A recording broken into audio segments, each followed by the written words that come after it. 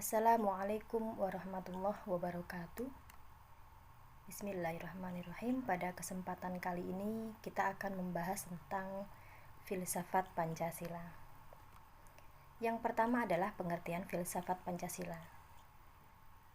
Filsafat terjemahan dari kata filosofia, yaitu dari bahasa Yunani. Yang pertama adalah cinta akan kebijaksanaan. Jadi philo itu artinya adalah cinta dan sophia artinya adalah kebijaksanaan.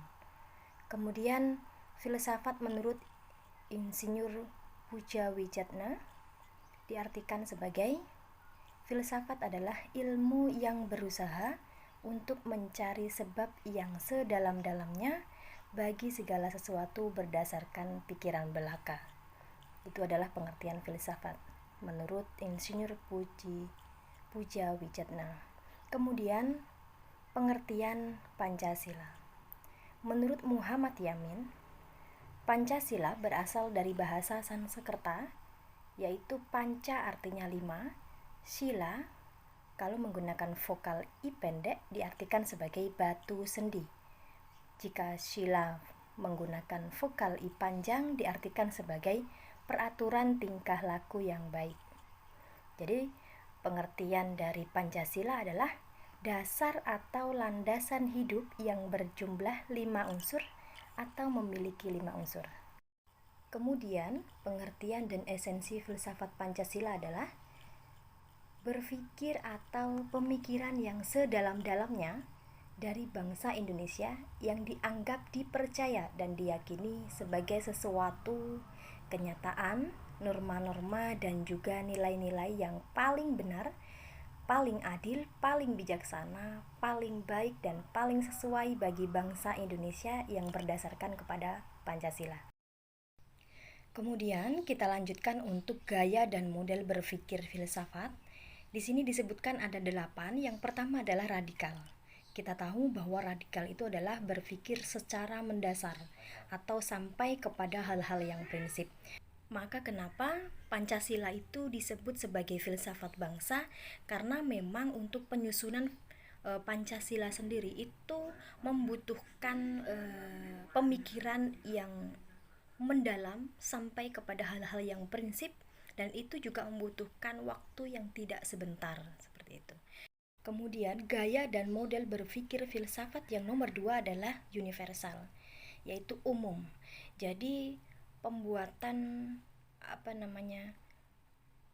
penyusunan Pancasila ini juga sila-sila yang 5 itu harus bersifat umum, tidak berat sebelah. Jadi harus toleran, baik contohnya antar ras, kemudian antar agama dan sebagainya. Jadi harus bersifat Bhinneka Tunggal Ika seperti itu. Kemudian konseptual. Jadi untuk penyusunan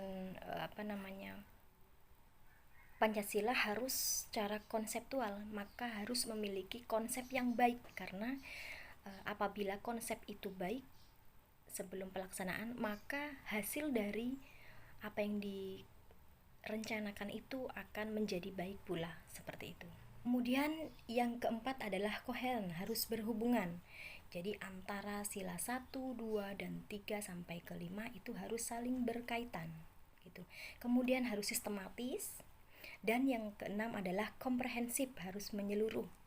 Kemudian bebas, jadi tidak harus bebas, tidak berat sebelah, harus mencakup keseluruhan, tidak satu sisi saja. Kemudian yang terakhir adalah harus bertanggung jawab. Selanjutnya tahapan berfilsafat. Yang pertama adalah ontologi, yaitu mempersoalkan adanya segala sesuatu yang ada. Jadi kenapa kita harus berideologi Pancasila? Kenapa harus ketuhanan yang Maha Esa dan sebagainya? Karena memang ketika kita sudah berpedoman kepada ideologi bangsa kita, maka kesatuan negara Republik Indonesia ini akan selalu terjaga. Seperti itu. Kemudian yang kedua adalah epistemologi. Epistemologi adalah segenap proses dalam usaha memperoleh kebenaran pengetahuan. Jadi dalam proses memperoleh kebenaran itu bisa diwujudkan dengan melalui kebenaran religius, seperti halnya kebenaran yang dibangun berdasarkan kepada kaidah-kaidah agama atau juga keyakinan yang sudah tertanam seperti itu. Kemudian bisa juga kebenaran berdasarkan kepada filosofis. Jadi kebenaran itu dari hasil perenungan dan juga pemikiran dari para ahli. Dan juga tahapan yang ketiga bisa kebenaran itu berdasarkan kepada kebenaran yang estetik. Jadi kebenaran itu berdasarkan pada penilaian yang indah atau juga buruknya itu seperti apa, begitu. Kemudian tahapan yang terakhir adalah aksiologi. Jadi di sini membicarakan terkait nilai-nilai yang terkandung dalam Pancasila itu seperti apa. Apakah memiliki nilai yang positif? Apakah memiliki makna yang dapat memberikan hal-hal yang baik untuk kesatuan dan negara kesatuan Republik Indonesia seperti itu. Kemudian untuk implementasi filsafat Pancasila dalam kewarganegaraan, di sini implementasi dalam hal partai politik ya. Yang pertama, program partai politik harus mengarah pada kokohnya Pancasila sebagai dasar negara yang utuh dan kuatnya NKRI yang berpemerintahan presidensial dan juga bersemboyan kepada Bhinneka Tunggal Ika ini. Kemudian yang kedua adalah mengaktualisasikan budaya demokrasi kerakyatan yang dipimpin oleh hikmat kebijaksanaan dalam permusyawaratan ataupun juga perwakilan di dalam negara kesatuan Republik Indonesia. Kemudian yang keempat adalah penyampaian aspirasi rakyat dan segenap perilaku partai politik harus menjamin tegaknya keselarasan dan juga kerukunan serta budi luhur. Itu yang nomor 3. Dan yang terakhir adalah pengambilan keputusan harus sejalan dengan konsep, prinsip, dan juga nilai yang terkandung dalam Pancasila. Itu. Selanjutnya, untuk implementasi dalam kehidupan demokrasi, yang pertama adalah penyampaian pendapat, dan yang kedua adalah pembuatan keputusan bersama, dan yang terakhir adalah pengawasan pelaksanaan keputusan bersama. Itu adalah implementasi dalam kehidupan bermasyarakat. Jadi implementasi filsafat Pancasila dalam kewarganegaraan tadi yang pertama untuk implementasi dalam partai politik, dan yang kedua tadi sudah saya sampaikan implementasi dalam kehidupan demokrasi. Dalam kehidupan demokrasi itu harus memiliki 3 tahapan ini. Harus dapat menunjang untuk penyampaian pendapat, kemudian untuk pembuatan keputusan bersama itu seperti apa, kemudian pengawasan terhadap pelaksanaan keputusan bersama yang sudah disepakati itu. Dan untuk implementasi dalam hak asasi manusia, yang pertama, jadi perumusan HAM itu berdasarkan kepada Pancasila, dilandasi pemahaman bahwa kehidupan manusia itu tidak terlepas dari hubungan dengan Tuhan dan sesama manusia dan juga dengan lingkungannya.